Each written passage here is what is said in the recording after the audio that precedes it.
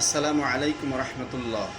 রসুল পাক সাল্লাল্লাহু আলাইহি সাল্লাম বলেছেন, সততা বরকতের চাবি আর মিথ্যা ধ্বংসের। তো আমরা আমাদের জীবনে যে সততা, নিষ্ঠা, পরিশ্রম এবং সৎভাবে রোজগার করার ব্যাপারে রসুল পাক সাল্লাম যে কথা বলেছেন, সে কথাটা আমাদের প্রাত্যহিক জীবনে সবসময় সত্যই প্রকাশিত হয়। কেন? কারণ রসুল পাক ইসলাম যা বলেছেন সে কথাগুলি আল্লাহ রাব্বুল আলামিন থেকে নির্দেশিতভাবে তিনি বলেছেন এবং সে বলার মাঝে অনেক বরকত রয়েছে। সেই বরকত হাসিলের জন্য আমরা সবসময় সত্য কথা বলবো, মানুষের সাথে সৎ সম্পর্ক রাখবো, কারো সাথে অসৎ উদ্দেশ্যে সম্পর্ক তৈরি করব না এবং সৎভাবে পরিশ্রমের সাথে নিজের আয় রোজগার করব এবং সেই আয় রোজগার যদি অল্পও হয় তাতেও কোনো সমস্যা নেই, আল্লাহ তার ভিতরে বরকত দান করবেন। আর সেই রোজগার, আয়, সত্য কথা সবগুলি প্রতিফলিত হবে আল্লাহ রাব্বুল আলামিন এর হুকুমগুলি, যে ফরজ হুকুমগুলি, এগুলি আমরা আদায় করার মাধ্যমে। দেখা গেছে আমরা 5 ওয়াক্ত নামাজ পড়লাম না, রোজা রাখলাম না, কিন্তু আমি অন্যান্য সব জায়গায় সৎ আছি। হ্যাঁ, এটার ফল আপনি পাবেন বা আমি পাব, কিন্তু নামাজের যে ফায়দা, যে ফজিলত, সে ফজিলতটা আমরা না পাওয়ার কারণে এখানে সৎ থাকার যে ফজিলত, সে ফজিলতটা আমাদের কাছ থেকে অনেক দূরে সরে যাবে।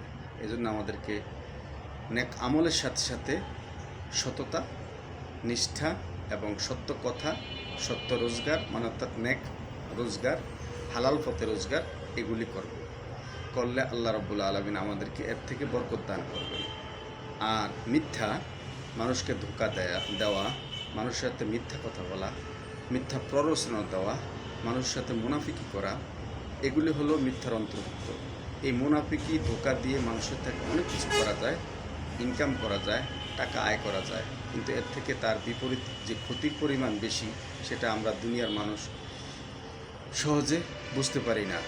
আর যখন আমরা ওই ক্ষতির মধ্যে পড়ি, তখন আমরা সেটাকে উপলব্ধি করি না। আমরা মনে করি টাকা দিয়ে বা অর্থ দিয়ে সেটাকে আমরা ফিরিয়ে নিয়ে যাব, কিন্তু সেটা হয় না। আর কারণ সততার মধ্যে যে বরকত আছে, মিথ্যার মধ্যে সেই বরকত নাই। মিথ্যা এমন একটা জিনিস যে রসুল পাক ইসলাম আরেক হাদিসে বলেছেন, মিথ্যা হলো সকল পাপের মা। তো যত পাপ করবেন, আপনি মিথ্যা বলেই পাপ করা শুরু করবেন। মিথ্যা বলতে বলতে আপনার পাপের ভারী আস্তে আস্তে ভারী হতে থাকবে, পাপের পাল্লা ভারী হতে থাকবে, আপনাকে আস্তে আস্তে ধ্বংসের দিকে নিয়ে যাবে। দুনিয়াতে আপনাকে ভালো কাজের দিকে উদ্বুদ্ধ করবে না, ভালো কাজ করতে পারবেন না, ভালো কাজ করতে গেলেও আপনার অন্তর আপনাকে সায় দিবে না, আপনাকে সবসময় খারাপ দিকে, অন্যদিকে প্ররোচনা দিয়ে খারাপ দিকে নিয়ে যাবে। তো যে হাদিসটি আমি বর্ণনা করেছি, সে হাদিসটি বুখারী শরীফের 2070 নম্বর হাদিস। আমরা সবাই বাস্তব জীবনে ইনশাল্লাহ সততার সাথে চলব, আর আল্লাহ রাব্বুল আলামিন আমাদের এই সততার মধ্যে চলার কারণে আমাদেরকে বরকত দান করবেন। মিথ্যা আমরা পরিত্যাগ করব, মিথ্যা আমাদেরকে ধ্বংস করে ফেলে, মিথ্যা আমাদের সব কিছু, অর্থ সম্পদ, আয় রোজগার, জীবন, নেক আমল সব কিছু ধ্বংস করে ফেলে। তাই আমরা এই দুটি সত্যকে আঁকড়ে গিয়ে ধরবো, মিথ্যাকে পরিহার করব। আল্লাহ রাব্বুল আলামিন আমাদেরকে মিথ্যা পরিহার করার এবং সত্যকে আঁকড়ে ধরার তৌফিক দান করুন, যেন সত্য আঁকড়ে ধরে আমরা আল্লাহ রাব্বুল আলামিনের বরকত হাসিল করতে পারি, আল্লাহ রাব্বুল আলামিনের তরফ থেকে বরকত হাসিল করতে পারি। ওমা আলাইনা ইল্লাল বালাগ। আপনারা ভিডিওটি যদি ভালো লাগে একটু শেয়ার করে দিবেন। সবার কাছে আমার আন্তরিক ভালোবাসা রইল।